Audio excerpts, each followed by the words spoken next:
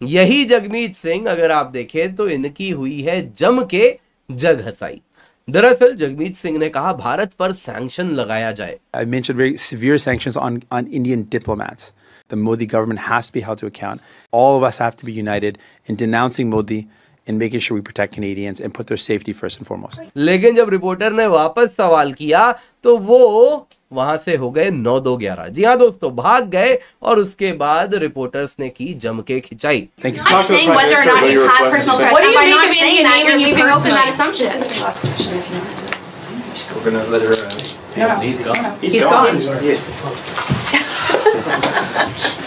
Also, that's still not how it works. Yeah. Justin Trudeau साहब ने India पे कह दिया कि हम 6 डिप्लोमेट्स की डिप्लोमेटिक प्रोटेक्शन विड्रॉ करें। हमने इनसे सवाल जवाब करना है, उन्होंने डिप्लोमेट्स ही बुला ली। लॉरेंस बिश्नोई बिल्कुल ऐसी है जैसे एक फिल्म थी शोले, जिसमें कहा जाता था बेटा सो जा वरना गब्बर आ जाएगा। लॉरेंस बिश्नोई जो है वो इंडियन इंटेलिजेंस एजेंसीज का अकॉर्डिंग टू देम एक डीप एसेट है।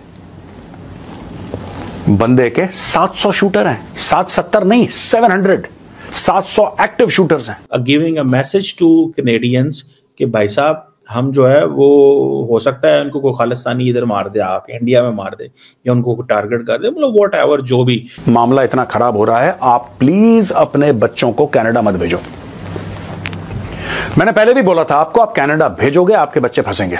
मुनव्वर फारूकी, उसकी भी जो है वो नेक्स्ट टारगेट है वो लॉरेंस बिश्नोई का, तो उसके भी सिक्योरिटी बढ़ा दी गई है और वो बिग बॉस 17 विनर है मुनव्वर फारूकी। क्योंकि मुनव्वर फारूकी ने भगवान राम और सीता मैया को बहुत डिफेम किया था। उसने हमारे भारत के आदरणीय प्रधानमंत्री को डिफेम किया है। मुनव्वर फारूकी ने हमारे आदरणीय गृह मंत्री को डिफेम किया है। नमस्कार दोस्तों, कनाडा न्यू डेमोक्रेटिक पार्टी के लीडर जगमीत सिंह कल एक प्रेस कॉन्फ्रेंस कर रहे थे, जहां पर वो भारत पर सैंक्शंस लगाने की बात कर रहे थे। लेकिन इसी दौरान जब कैनेडियन मीडिया ने उनसे ये पूछा कि इतनी बड़ी डेमोक्रेटिक कंट्री पर सैंक्शंस लगाने की औकात है कनाडा की, तो वो मुंह घुमाकर वहां से भाग गए, जिसके बाद कैनेडियन मीडिया उन पर हंस रही थी। कुछ दिन पहले जस्टिन ट्रूडो ने भी इंडियन गवर्नमेंट और बिश्नोई गैंग का गठजोड़ बताते हुए भारत पर इल्जाम लगाया था, लेकिन अब उन्हीं की मीडिया ने उनसे प्रूफ मांगा तो वो भी मुंह घुमाकर निकल गए। बात बस इतनी है कि कनाडा जैसे छोटे देश भारत पर सैंक्शंस लगाने की सोच भी नहीं सकता, क्योंकि सिर्फ इंडियन स्टूडेंट्स जो कनाडा जाकर पढ़ाई करते हैं वो ही $16.3 बिलियन इकोनॉमी पर कंट्रीब्यूट करते हैं। और सिर्फ यही नहीं, कैनेडियन पेंशन फंड जो पिछले 25 सालों से इंडियन स्टॉक मार्केट में निवेश है, उसे ही अगर भारत फ्रीज कर ले तो उनकी पूरी इकोनॉमी सड़क पे आ जाएगी। इसी टॉपिक पर चलिए आगे पाकिस्तानी मीडिया का रिएक्शन देखते हैं। वीडियो को लाइक और चैनल को सब्सक्राइब कर लें। लॉरेंस बिश्नोई जो है वो इंडियन इंटेलिजेंस एजेंसीज का अकॉर्डिंग टू देम एक डीप एसेट है। बंदे के 700 शूटर हैं, 770 नहीं 700 एक्टिव शूटर्स हैं। ये एक फोन बताता है यहां पे किसी का हेलो, हाँ हाँ ठीक है, ठाएं ऑफ, गुड नाइट, ये चल रहा है यहां पे। कनाडा की सरकार ये कह रही है कि भारतीय गवर्नमेंट का क्रिमिनल ऑर्गेनाइजेशंस के साथ एक गठजोड़ है, यही तो कह रहा है वो भारतीय सरकार का। यानी कि कहने का मतलब है कि जहां पर भी पूरी पृथ्वी में, पूरी दुनिया में भारत का कोई भी दुश्मन हो, जिसको रॉ को ऑफ करवाना हो, रॉ बोलती है लॉरेंस बिश्नोई को, लॉरेंस बिश्नोई वहां पे ऑफ करवा देता है, क्योंकि लॉरेंस बिश्नोई रॉ के लिए काम कर रहा है। This is what they are trying to say. जो खुल के नहीं बोलेगा आपको कोई, मैं आपको खुल के बता रहा हूं, ये लोग बोल कह रहे हैं। और यही गाना धीरे धीरे पाकिस्तानी गा रहे हैं, और आज से नहीं गा रहे। आप बोलोगे जी 14 अक्टूबर को यह मामला आउट हो गया था तब से पाकिस्तानी नहीं, पाकिस्तानी कुछ समय से खुसफुसाहट कर रहे हैं। लॉरेंस बिश्नोई बिल्कुल ऐसी है जैसे एक फिल्म थी शोले, जिसमें कहा जाता था बेटा सो जा वरना गब्बर आ जाएगा।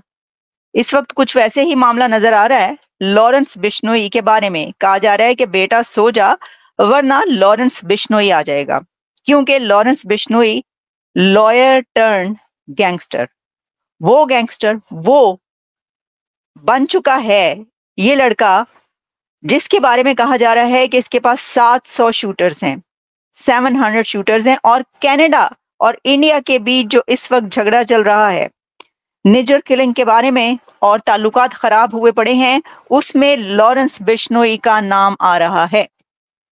और जस्टिन ट्रूडो ने यह कहा है यानी जस्टिन ट्रूडो ने जो कुछ कहा वो तो हम आपको पहले भी दिखा चुके हैं और बता चुके हैं, सुनवा चुके हैं, लेकिन इस वक्त कनाडा की तरफ से ये कहा गया है कि जो वहां पर खालिस्तानियों को जो कत्ल करने वाला है वो लॉरेंस बिश्नोई है, यानी कनाडा में जो कत्ल हुए हैं उसके पीछे लॉरेंस बिश्नोई है। सिर्फ यही नहीं बल्कि इसी के साथ ये भी कहा गया कि पाकिस्तान के अंदर जो इस तरह की वारदातें होती रही हैं और जो कत्ल होते रहे हैं और हुए हैं, जिसके बारे में कहा गया कि ये गैर मुल्की काम है या कोई बाहर से आकर कर रहा है, वो कत्ल भी, उसके पीछे भी लॉरेंस बिश्नोई का नाम लिया जा रहा है। तो हमने कहा जरा इसके ऊपर एक देख लिया जाए कि वो लॉरेंस बिश्नोई जिसके ऊपर राम गोपाल वर्मा ट्वीट कर रहे हैं और कह रहे हैं कि लॉरेंस बिश्नोई किसी भी मोस्ट गुड लुकिंग हीरो से ज्यादा गुड लुकिंग है, और राम गोपाल वर्मा जो लॉरेंस बिश्नोई पर ट्वीट करते हैं वो 6 मिलियन व्यूज उसको मिलते हैं। Can you imagine? इससे आप अंदाजा कर सकते हैं कि ये जो बंदा है इसकी पॉपुलैरिटी इस वक्त कहां पर है। शोएब, हमारे भारत में फिलिस्तीन जिंदाबाद लोकतंत्र के मंदिर पार्लियामेंट में अवेसी नारा देते हैं। हमारे भारत में अफजल गुरु के नाम पर अब्दुल्ला परिवार आज भी आंसू बहाता है। हमारे भारत में कांग्रेस यासीन मलिक को आज भी जेल से छुड़वाना चाहता है।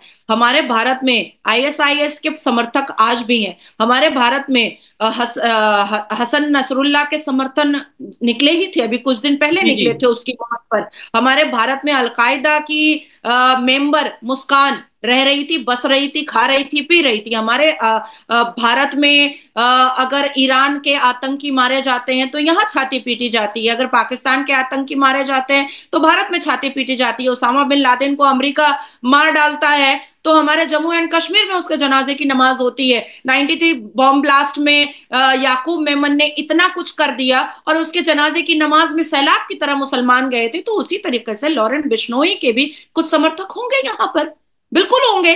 लेकिन लॉ एंड ऑर्डर, हमारे जो भारत में अब जो लॉ एंड ऑर्डर है वो बहुत खूबसूरत है, बहुत खूबसूरत है।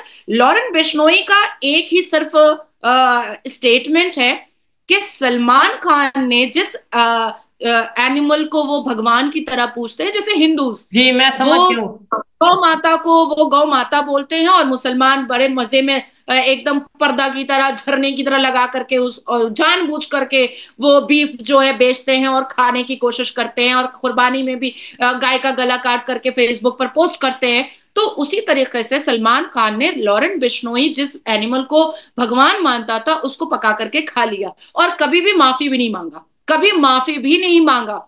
इवन जब ये बात लॉरेंस बिश्नोई की तरफ से ये स्टेटमेंट सलमान खान के लिए गया था तो सलमान खान ने उसको और भी रिवेंज और एक पर्सनल वेंडेटा के तौर पर सलमान खान उतरा था।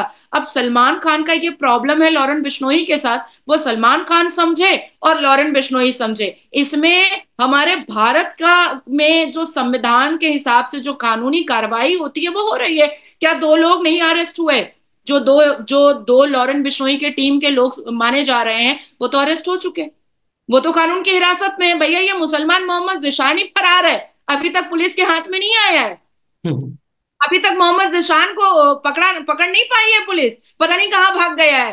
तो मुझे ऐसा लगता है कि अगर सलमान खान बिग बॉस में जा करके मुनव्वर फारूकी जैसे लोगों को वो स्टार बनाने की कोशिश कर सकता है, सलमान खान जो सना खान से बहुत नजदीकी रिश्ता है सलमान खान का, वो सना खान जिसका आपके पाकिस्तान के मौलाना तारिक जमील से जिसका बहुत अच्छा रिश्ता है, इवन उसने अपने बेटे का नाम जूनियर तारिक जमील रख डाला है। सना खान जो एक आतंकी संगठन से युक्त है, तो ऐसे ऐसे लोगों को सलमान खान स्टार बनाता है। तो जाहिर सी बात है कि हम जैसे जो भगत सिंह के समर्थक हैं, जो सरदार पटेल जी के समर्थक हैं, जो वीर सावरकर के समर्थक हैं, वो मैंने हमेशा सलमान खान का खुल करके विरोध किया है, हमेशा खुल करके विरोद किया है। क्योंकि मुनव्वर फारूकी को जब उसने स्टार बनाने की कोशिश की थी तो मुझे बहुत बुरा लगा था और जहां जहां पर जिस प्लेटफॉर्म पे मुझे सहूलत मिली थी, मैंने सलमान खान का खुल करके अपफ्रंट होकर के वोकल होकर के मैंने विरोध किया था। क्योंकि मुनव्वर फारूकी ने भगवान राम और सीता मैया को बहुत डिफेम किया था। उसने हमारे भारत के आदरणीय प्रधानमंत्री को डिफेम किया है। मुनव्वर फारूकी ने हमारे आदरणीय गृह मंत्री को डिफेम किया है। मनव्वर फारूकी ने हमारे आदरणीय डिफेंस मिनिस्टर को डिफेम किया है। कौन होता है वो? और जब वो उसने ये कर दिया, वो उसके ऊपर कार्रवाई हुई है, तो उसके बाद फिर सलमान खान ने उसको स्टार बनाने की कोशिश में वो जुट गया। और भी कंटेस्टेंट थे जो अच्छे थे, बेहतरीन थे, वो जीत सकते थे, पर इंटेंशनली सलमान खान ने मनव्वर फारूकी को जितवाया।